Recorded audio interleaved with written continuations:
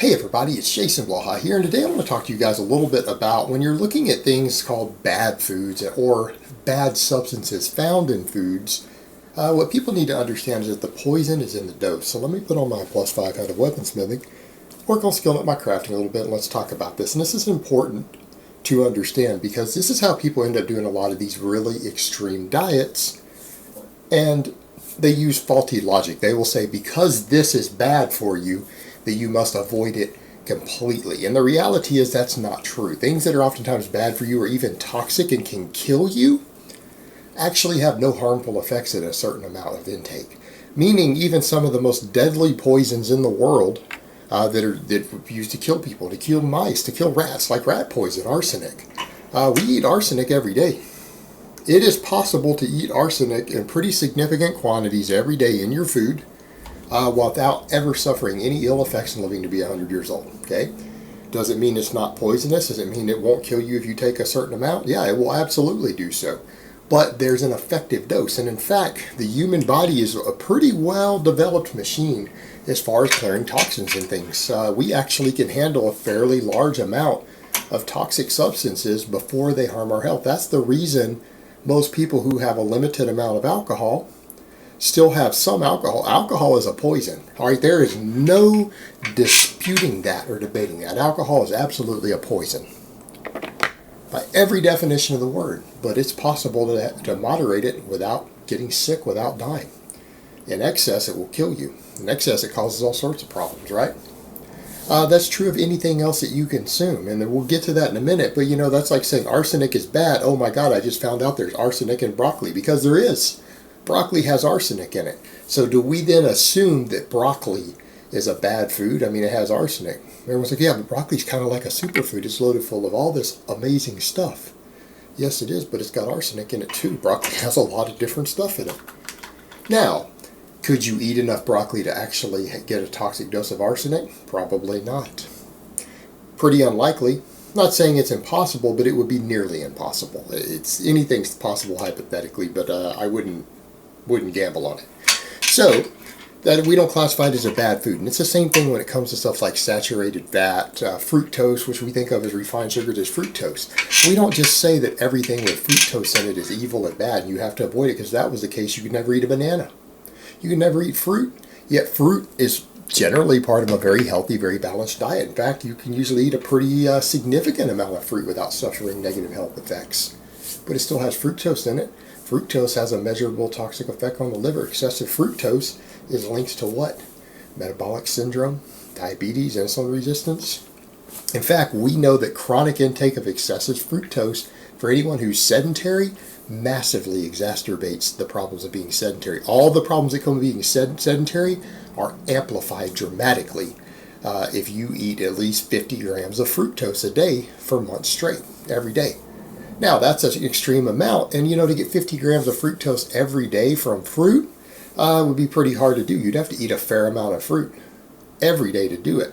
We're talking well over 1,000 calories of fruit, probably, depending upon the fruit. 1,000 calories plus every day, 7 days a week to reach that. But you know what? People who are more active, who eat that much fruit, oftentimes still don't see those problems.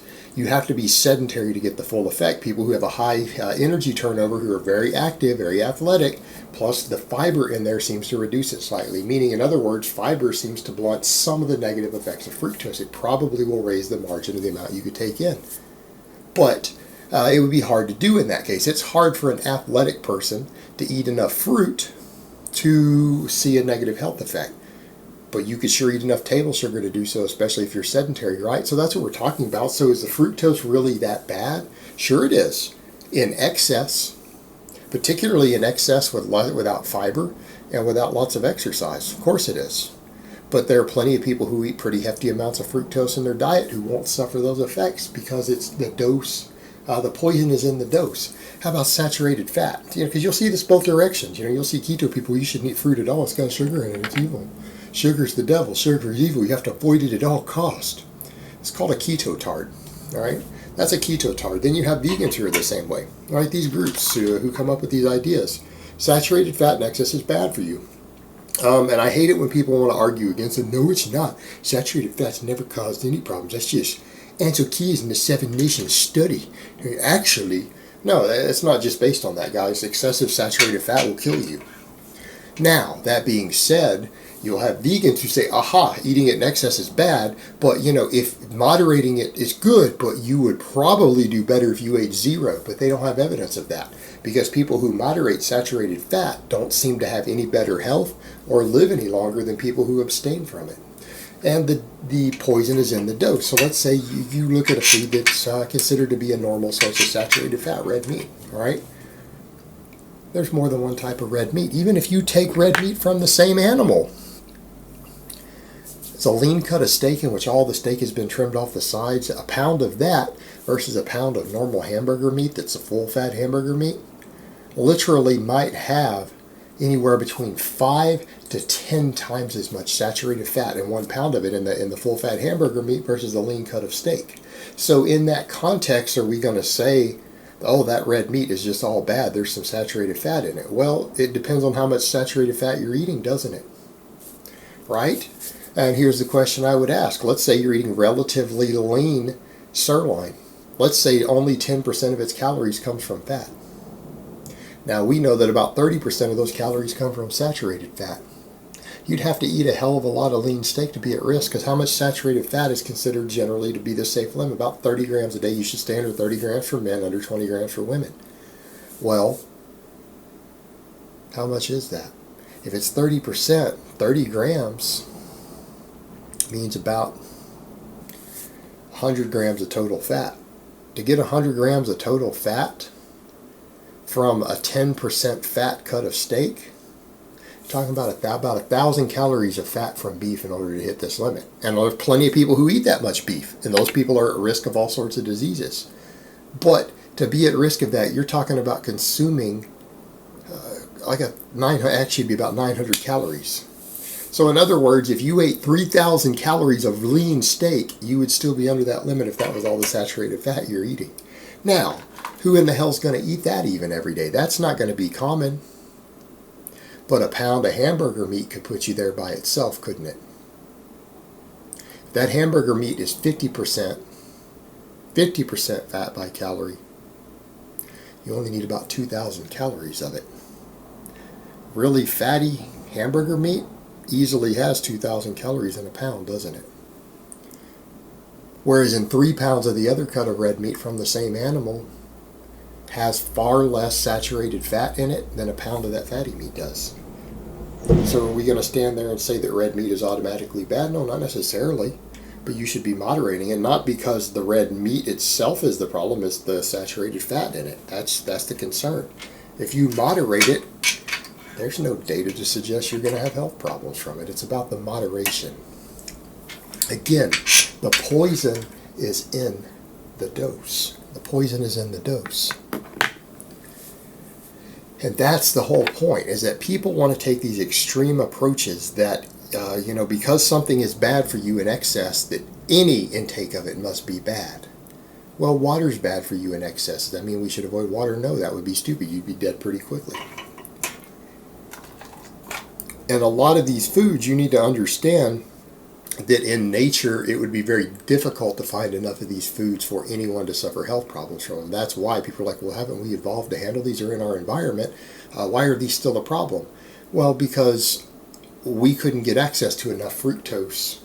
Historically, when we were developing our livers and our body and all of that stuff and our body's ability to detoxify itself, we didn't have access to enough fructose for it to be a problem. I mean, sugar is rarer out in the wild. Fruits are not as sweet. They don't have as many calories, and they have more fiber. We've had to specially engineer our fruits to taste as good as they do, right? That's selective breeding. You're going to find the fiber to fructose ratio is much higher than most fruits found out in the wild. The way they're just found out there usually have quite a bit less fructose and quite a bit more fiber. It would be very difficult to eat enough to have those problems. We're creating sugars to create these problems, right? We're milling and taking all the fiber out of sugar cane and cooking it. So we're cooking this stock that has the sugar in it, milling all the fiber out just to get the refined stuff that's in there. High fructose corn syrup is made by superheating corn syrup. And people say, well, corn syrup's bad then. Corn must have fructose. No, it actually doesn't. Corn syrup is actually very, very low in fructose. When we put it through a certain cooking process, we make it 55% fructose. We increase the fructose content something like 20-fold by doing that. You wouldn't be able to get enough fructose by eating corn. It'd be impossible. Same thing with saturated fat. The only source might be honey. Same thing with saturated fat. Most animals in the wild, before we started feeding them out, aren't fat enough to have enough saturated fat that you could go hunt and eat animals that you killed every day and get enough saturated fat to develop heart disease and all these problems, right? You couldn't do it unless you go into certain areas where there's really, really fatty animals, like up in the Arctic, right? You go to polar regions, you get fatty animals that you can do that with, walruses, stuff like that, certain types of whales. And incidentally, that's what the Inuits ate, and they lived less. They had relatively short lifespans, and they were fat people because they eat tons of fat, tons of saturated fat. But those things were harder to find. We only have access to the excess of these things because of the modern world in which we live. So in that context, it doesn't mean that we eschew these things completely. They're perfectly fine in moderation.